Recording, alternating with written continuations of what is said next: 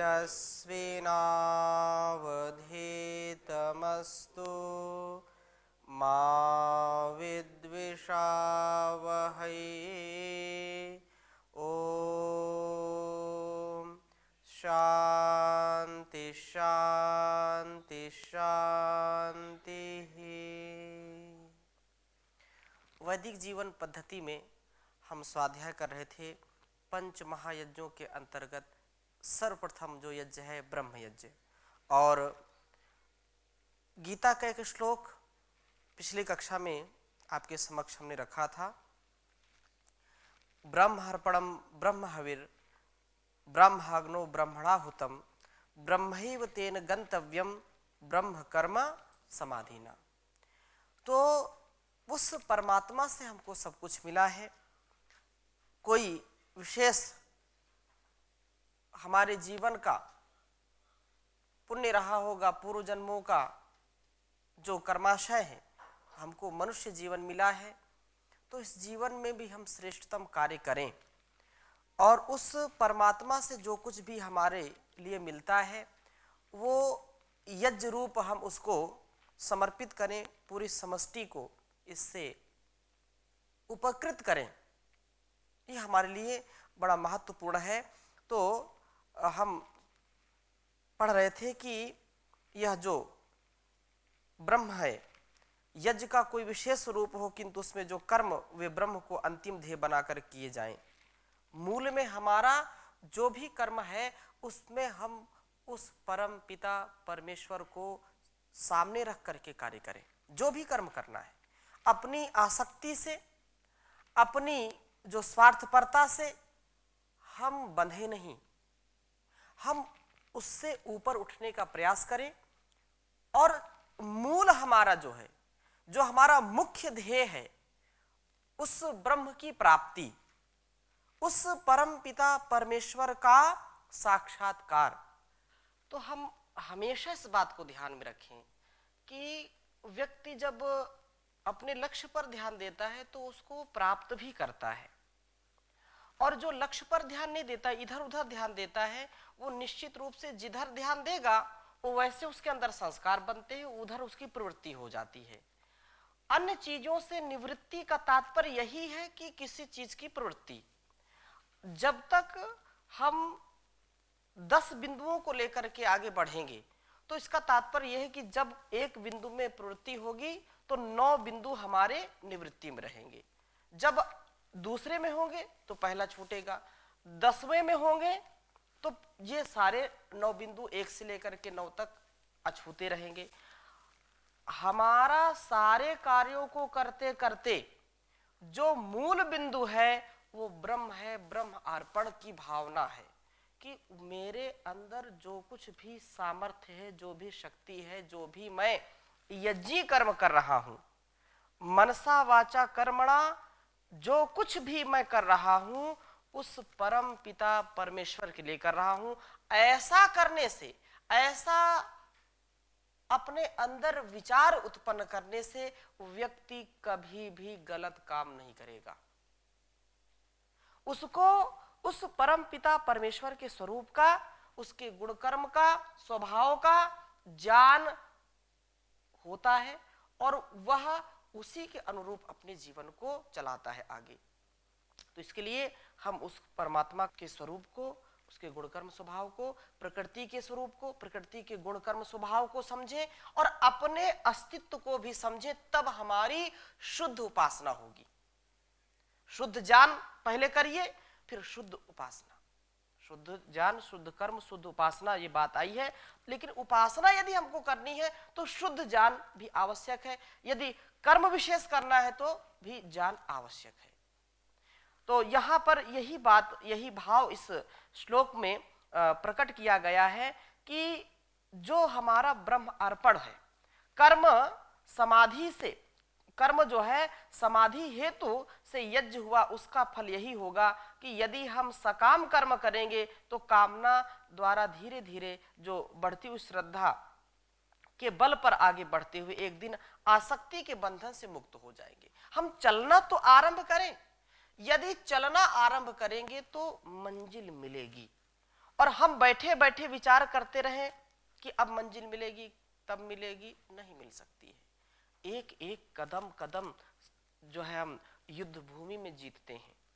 जब दो सेनाएं आपस में संघर्ष करती टकराती हैं तो एक एक इंच भूमि जीतना मुश्किल होता है। वैसे इस समर में, इस जीवन के संग्राम में, इस जगत के संग्राम में हमको अपनी इंद्रियों के द्वारा, अपने संयम के द्वारा, अपने समर्पण के द्वारा हर क्षेत्र में संघर्ष करना पड़ता है।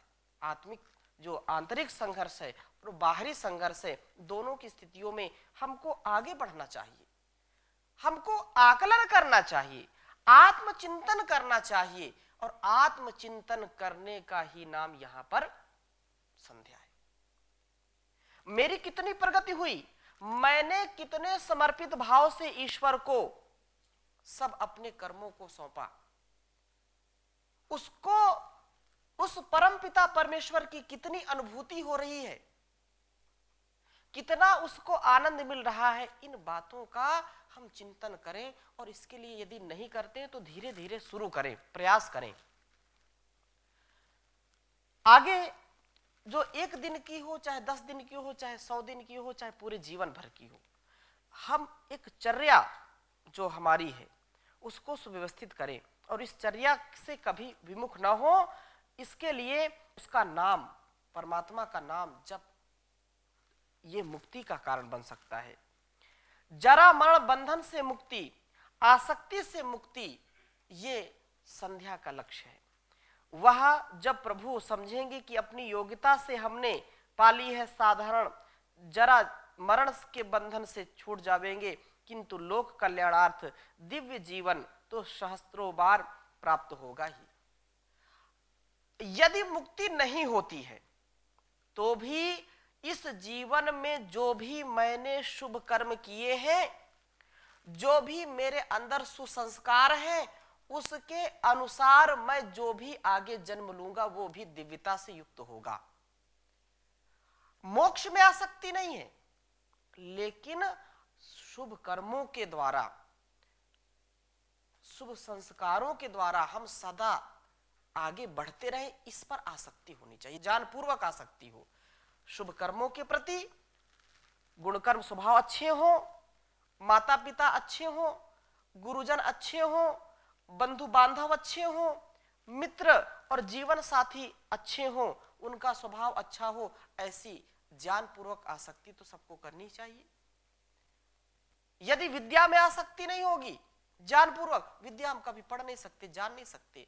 ईश्वर की भक्ति के प्रति यदि विवेक पूर्वक, ज्ञानपूर्वक आसक्ति नहीं होगी तो कैसे कर पाएंगे।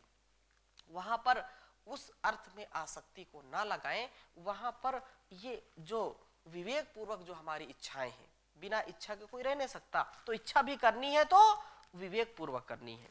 इस दृष्टि से अब प्रश्न ये रहा कि दुख मुक्त जीवों को क्या मिलेगा। यदि संध्या हम करते हैं तो संध्या दुखों से मुक्त कर देता है, दुर्व्यसनों से, दुर्गुणों से, दुर्भावनाओं से हमको मुक्त कर देता है। तो कैसे करता है, क्यों इससे जो है दुख जीवों को क्यों मिलेगा, इस दृष्टि से यह लोक कल्याणार्थ जो कर्म करते हुए प्राप्त होने वाली पीड़ा में एक लोकोत्तर आनंद अनुभव करने की शक्ति जब तक जीवात्मा उपार्जन नहीं कर लेता तब तक वह मुक्त ही नहीं होता है। इस संध्या के अनुष्ठान से ब्रह्म अर्पण की जो भावना है, ब्रह्म अर्पण जो यहां कहा है, उसकी भावना यदि हमारे अंदर प्रबल होगी तो हमारे अंदर कभी भी कितनी भी समस्याएं आए, कितना भी लोग हमारे साथ छल कर दें, कितना भी लोग हमको धोखा दे दें, कितना भी लोग हमको दुत्कार दें, हमारा जो है तिरस्कार कर दें, लेकिन हमारे अंदर कभी कष्ट का अनुभव नहीं होगा, दुख का अनुभव नहीं होगा, यदि समर्पण और श्रद्धा, अर्पण की यदि भावना है। तो एक उदाहरण से यह स्पष्ट ये बात हो जाएगी। यदि 10वीं कक्षा के विद्यार्थियों को पहली कक्षा के छोटी छोटी राशियों को जोड़ने घटाने के प्रश्न दे दिए जाएं तब उन्हें दुख होता है। और जब अध्यापक के जो है अध्यापक ऐसा प्रश्न दे जिसे सुलझाने में उन्हें 2-3 घंटे एकाग्रचित होकर के परिश्रम करना पड़े, तब तो वे अपने को धन्य मानते हैं। श्रम इसी प्रकार से मुक्त आत्मा जब दिव्य जन्म लेकर के लोक कल्याणार्थ श्रम करते हुए नाना प्रकार के कष्ट पाते हैं, तब वे पराकाष्ठा का आनंद अनुभव करते हैं। इसलिए उन्हें दुख होता ही नहीं, उल्टा सुख अनुभव होता है। बस इसी अवस्था का नाम मुक्ति है और यही निष्काम यज्ञ का फल है। अब यज्ञ सामान्य का वर्णन करके यज्ञ विशेषों का वर्णन करते हैं, जो गीता में विशेष कहा कि दैवम एवा परे यज्ञम योगिनः पर्युपासते ब्रह्माग्ना व परे यज्ञम यज्ञेनेव उपजुह्वति, कि एक योगी वे हैं जो अपने चारों ओर विद्यमान देवों के साथ संगतिकरण करके दैव यज्ञ की उपासना करते हैं। अर्थात अपने चारों ओर विद्यमान सूर्य चंद्रादि जड़ देवताओं को और जो है जो प्रकाश देते हैं, प्रताप सौम्यता आदि गुण जिनसे हम सीखते हैं, अथवा अपने चारों ओर रहने वाले चेतन देवता जड़ और चेतन, तो इसका भी अनुष्ठान करते हैं।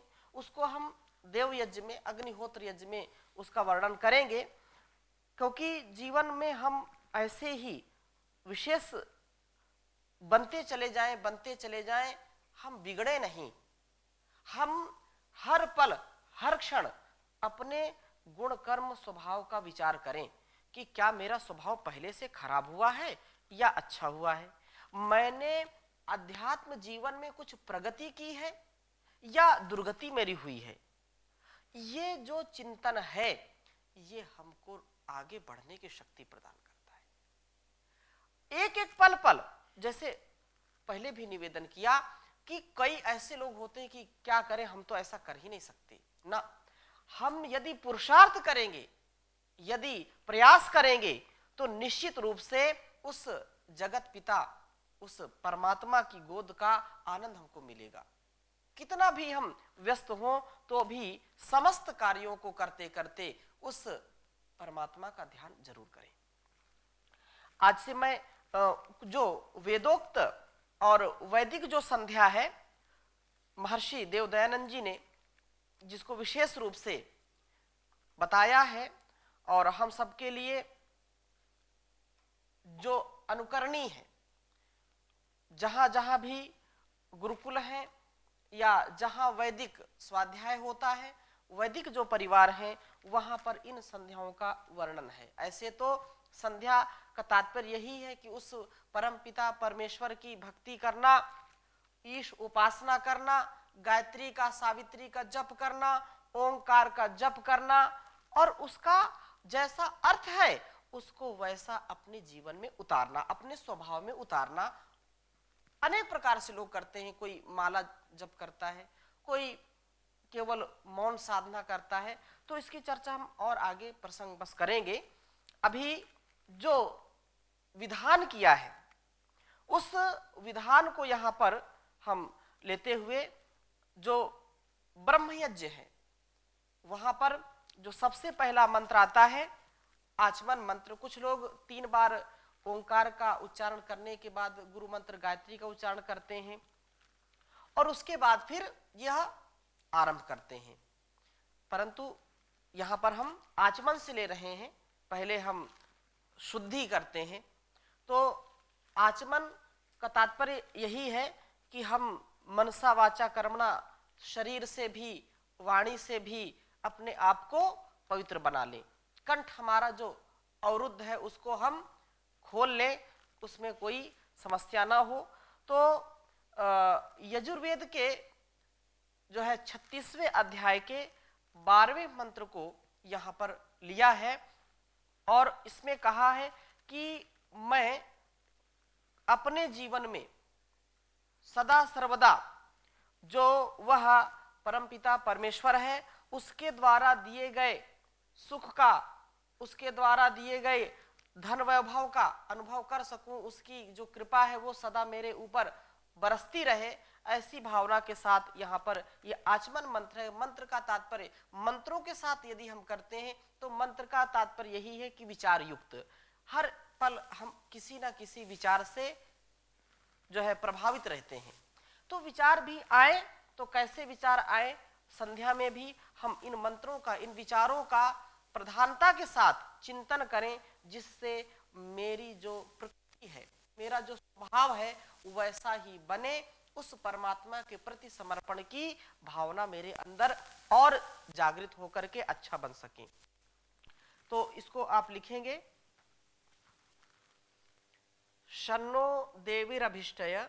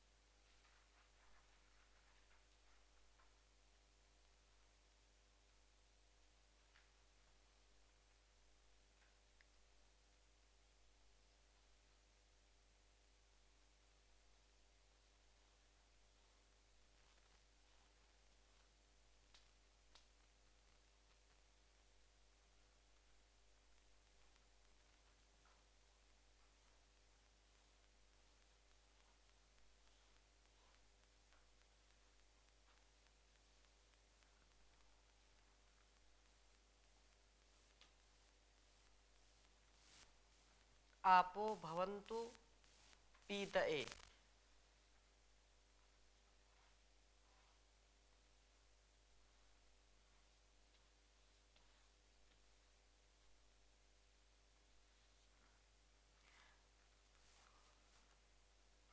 संयोरभि स्रवन्तु नः।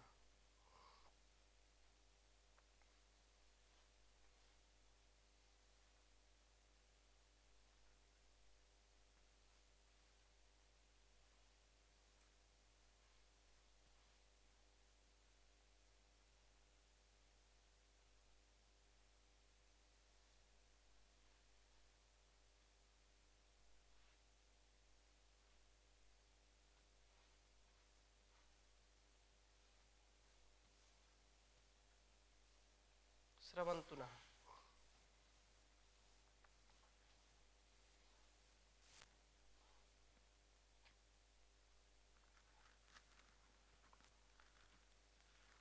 बहुत सुंदर बात कही, एक बार उच्चारण करेंगे। ओम शन्नो देवीरभिष्टय आपो भवन्तु पीतये संयोरभिस्रवन्तु नः। संयोरभिस्रवन्तु नः। पुनः ओम शन्नो देवीरभिष्टय आपो भवन्तु पीतये संयोरभिस्रवन्तु नः। यहाँ पर विशेष प्रार्थना उस परमपिता परमेश्वर से की गई है कि देवी आपः अभिष्टये पीतये नः संभवन्तु संयोः नः अभिस्रवन्तु। अर्थात देवी आपः आपनोति प्राप्नोति सर्वं जगति इति आपः परमेश्वरः। वो जो संपूर्ण संसार को चारों ओर से प्राप्त हो रहा है,